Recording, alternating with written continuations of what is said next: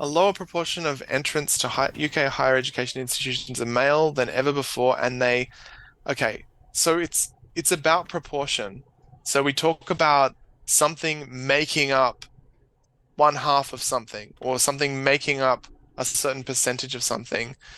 It's just to make up. That verb form is related to the composition of proportions within a whole. I don't know what hitch would mean here. They hitch up. Okay, so to hitch up is literally to tie a horse to a post, Exactly. or figuratively, to get hitched is to get married. Yeah. Which would neither of which would make sense in this context, right? Yeah. Um, And also this one. yeah, have have undergone a shift. To undergo a shift is to go through a process of shifting. You can't really phase a shift. You could talk about how they have phased through something, or they have moved through phases, but it's kind of like saying it's kind of tautological to say that you've phased a shift is to say that you've shifted through a shift. Um, Yeah. yeah. So it's about the proportion of men in higher education Oh, okay. institutions. Great. Yeah, previous one. So what they're saying is that recently, um, fewer and fewer men are studying at university. And so there's less than half of all people studying at university are men, and that in other countries, the same sort of shift or change has happened. Yeah, yeah.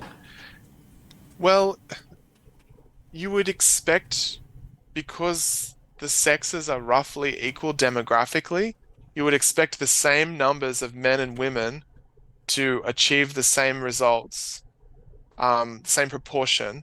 So what they're saying is that men now, relative to women, are not achieving entrance into university in the same rates. So they're calling that underachievement, because statistically, there's no real reason why there should be fewer men than women Mhm. studying. Um, you might have talked about male overachievement in the earlier system, because there's not really a good reason why there weren't women, except that people were telling them they weren't allowed to go to uni. Um, So, it means literally, it means they're achieving less than what they should. So less than they're expected to, or less than they're capable of. I don't know about the percentage that go, but in universities, I think there's an imbalance.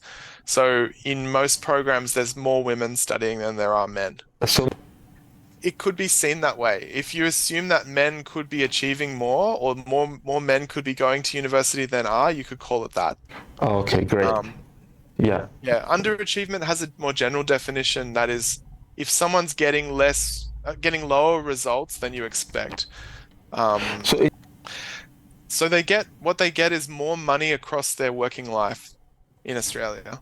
But that's also because women, at certain points in their life, women have lower paying roles, or they don't have full-time work, or they have interruption, which is unpaid when they have children, whereas men don't tend to get that career interruption even if they do have families. mm, okay, I Mm. got it. So Perfect. it's related idea, because you could say that women are underachieving in terms of salary. They're probably just as good at their jobs, but they end up with lower salaries. So, It's mostly about anything that could be measured in terms of performance.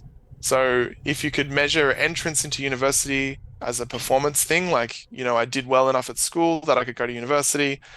But it could be, you could talk about it in relation to an underachieving football team if you wanted. That is, on paper, they should all be scoring goals every week, but in reality, they don't. So okay. that would be I, the teams that I support. yeah, great. Thank